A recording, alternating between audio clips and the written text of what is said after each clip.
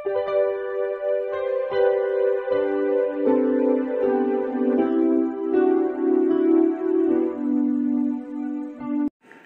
Students, প্রথমেই UK educational টিপসের পক্ষ থেকে তোমাদের সকলকে স্বাগত জানাই। হায়ার সেকেন্ডারি 2024-25 সালের এবিটিএ টেস্ট পেপারের পেজ এসি 224 অ্যাগ্রোনমি অর্থাৎ কৃষিবিজ্ঞানের এসএকিউ এর সমাধান আজকে তোমাদের করে দেওয়া হচ্ছে। তোমরা দেখো,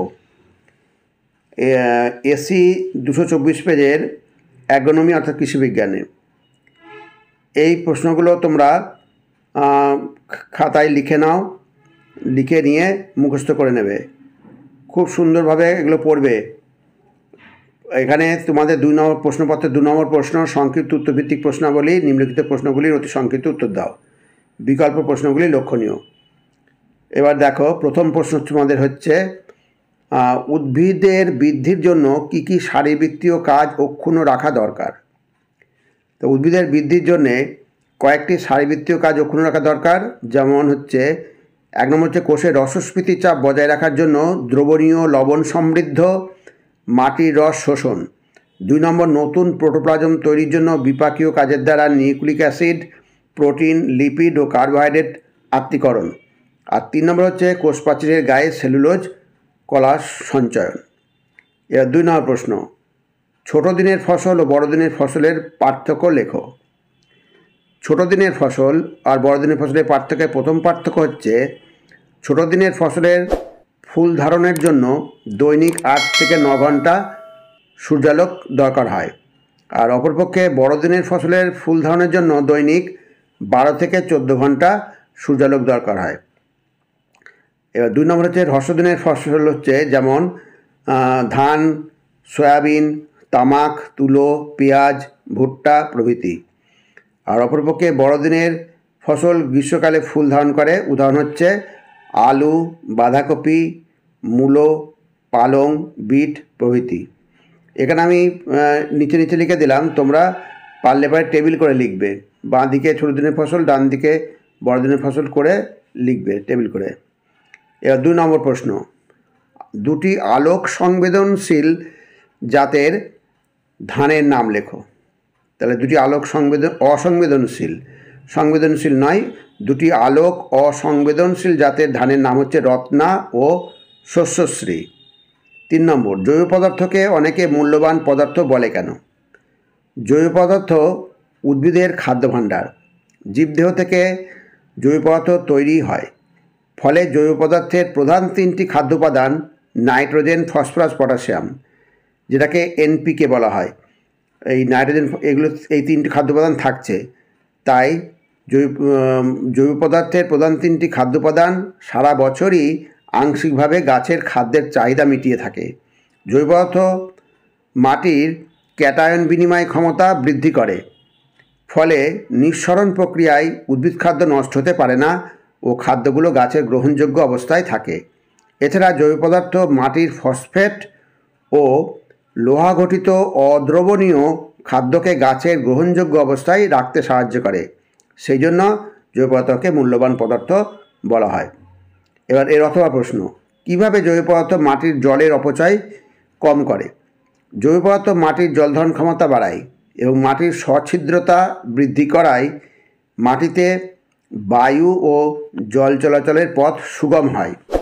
আবার জৈব পদার্থ বেশি থাকলে কাদামাটির অবাঞ্ছিত গুণ যথা সংশক্তি ক্ষমতা, কোহেশন ও নমনীয়তা হ্রাস পায়, ফলে কাদামাটি ঝুরঝুরে হয়। জৈব পদার্থ বাতাস দিয়ে মাটির ক্ষয়ীভবন হ্রাস করে এবং মাটির জলের অপচয় কম করে। এই প্রশ্নটা যদি তোমাদের কাছে খুব লিখতে অসুবিধা হয়, বড় মনে হয়, তাহলে তোমরা এই পথ সুগম করে এই পর্যন্ত বলবে, আর আবার থেকে এই ঝুরঝুরে হয় এটুকু বাদ দিয়ে দিতে পারো, দিয়ে এখান থেকে বলবে সুগম হয়, জৈব পদার্থ বাতাস দিয়ে মাটির ক্ষয়ীভবন হ্রাস করে এবং মাটির জলের অপচয়, এইটুকু বললেও হবে। ঠিক আছে। এইবার 4 নম্বর, ফসল চাষের পূর্বে মাটি শোধন করা দরকার কেন। ফসল চাষের পূর্বে মাটি শোধন করার মূল কারণ হলো মাটির গুণগত মান বজায় রাখা এবং উদ্ভিদের সুস্থ বৃদ্ধি নিশ্চিত করা। এর কয়েকটি গুরুত্বপূর্ণ কারণ হচ্ছে রোগ ও কীটপতঙ্গ দমন, আগাছার বীজ ধ্বংস, পুষ্টি ভারসাম্য বজায় রাখা, উৎপাদনশীলতা বৃদ্ধি, মাটির গঠন উন্নয়ন, জীবাণু সংখ্যা নিয়ন্ত্রণ প্রভৃতি। এই সমস্ত কারণের জন্যই ফসল চাষের পূর্বে মাটি শোধন করা দরকার হয়ে থাকে। এবার 5 নম্বর, বিএইচজি কি?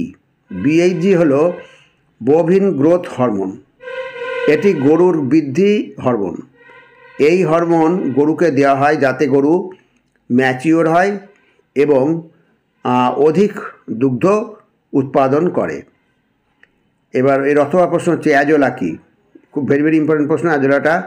অ্যাজোলা এক ধরনের ফার্ন জাতীয় উদ্ভিদ এবং পুকুর, ডোবা, জলাশয়ে জলজ উদ্ভিদ হিসাবে ভারতের সব জায়গাতেই জন্মাতে দেখা যায়। ধান চাষের এলাকায় অ্যাজোলা একটি আদর্শ জৈব সার হিসাবে কাজ করে। নেক্সট, অ্যাজোটোব্যাক্টর জীবাণু সার কোন ফসলে প্রয়োগ করা যায়? লেখো। অ্যাজোটোব্যাক্টর জীবাণু সার হচ্ছে কয়েকটি ফসলে প্রয়োগ করা যায়, যেমন হচ্ছে দানা শস্য, ধান, গম, ভুট্টা প্রভৃতি, তৈলবীজ শস্য, সর্ষে আর তন্তু শস্য, পাট প্রভৃতিতে এই অ্যাজোটোব্যাক্টর জীবাণু সার প্রয়োগ করা যায়। এবার 7 নম্বর, কৃষকের নিজস্ব বুদ্ধিতে কিভাবে বীজ ধান শোধন করবে? লেখো। বাছাই ও শোধন করা বীজের চারায় রোগ পোকার আক্রমণ কম হয়।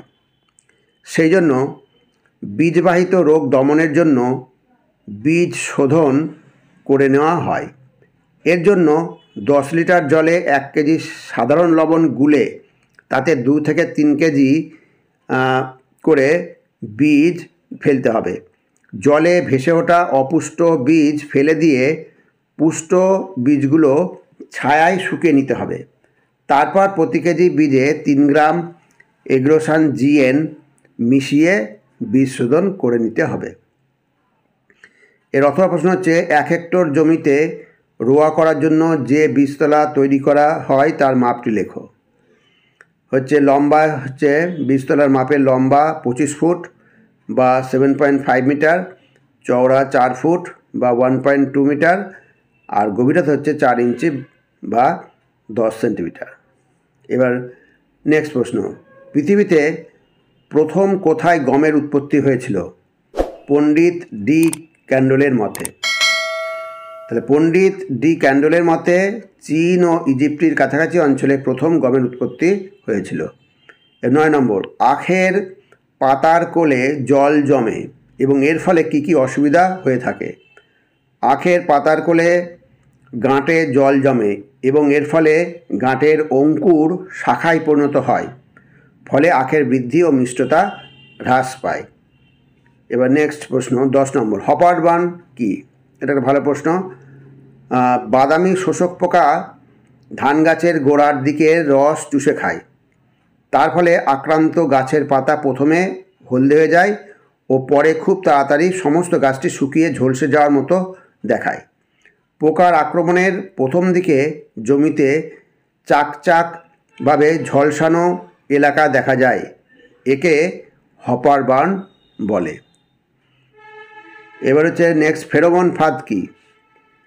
ফেরোমন পোকার দেহ থেকে খুব কম পরিমাণে নিঃসৃত একটি জৈব যৌগ। ভালো করে মনে রাখবে, ফেরোমন হচ্ছে একটা জৈব যৌগ যেটা পোকার দেহ থেকে খুব কম পরিমাণে নিঃসৃত হয়।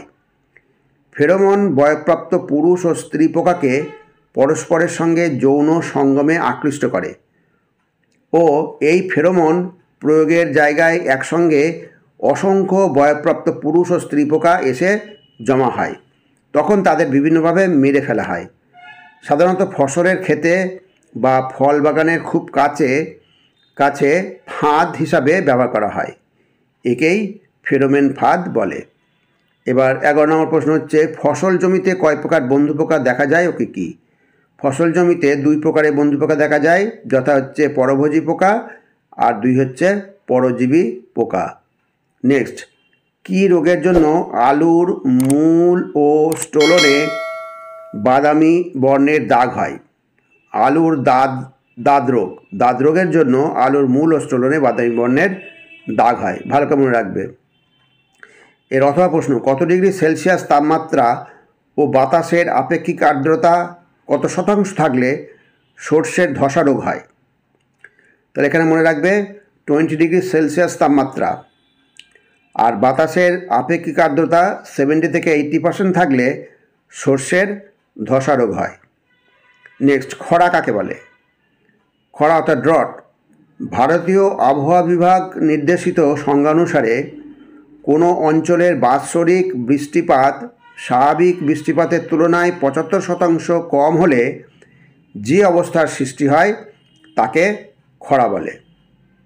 এবার নেক্সট প্রশ্ন 14 নম্বর, শুষ্ক কৃষিতে ফসল উৎপাদনের প্রধান কয়েকটি সমস্যা উল্লেখ করো। শুষ্ক কৃষিতে ফসল উৎপাদনের প্রধান কয়েকটি সমস্যা হলো, 1 নম্বর হচ্ছে অপর্যাপ্ত বৃষ্টিপাত এবং বৃষ্টিপাতের অসম বন্টন। শুষ্ক কৃষিতে ফসল উৎপাদনের প্রধান সমস্যা বলতে গেলে এটাকেই বোঝাবে অপর্যাপ্ত বৃষ্টিপাত এবং বৃষ্টিপাতের অসম বন্টন। 2 হচ্ছে বর্ষার দেরিতে আগমন আর দ্রুত গমন, মানে খুব অল্প সময়ে বর্ষা থাকছে। ফসল উৎপাদনের সময় দীর্ঘদিন বৃষ্টি না হওয়া, মাটির উর্বরতা শক্তি কম, আর হচ্ছে 5 নম্বর মাটির জল ধরে রাখার ক্ষমতা কম। এই সমস্ত সমস্যাগুলো শুষ্ক কৃষিতে ফসল উৎপাদনের দেখা যায়। তাহলে স্টুডেন্টস, যে প্রশ্নগুলো সলভ করে দেওয়া হলো এগুলো তোমরা ভালো করে তৈরি করে নিও। আর যদি ভিডিওটা ভালো লাগে অবশ্যই সাবস্ক্রাইব করো, এর সাথে একটা লাইক দিও এবং তোমার ফ্রেন্ডসদের মধ্যে ভিডিওটি শেয়ার করো। তাহলে স্টুডেন্টস, আজকে এখানেই শেষ করি। তোমরা সকলে ভালো থেকো, সুস্থ থেকো, ভালোভাবে পরীক্ষা দিও। Thank you very much.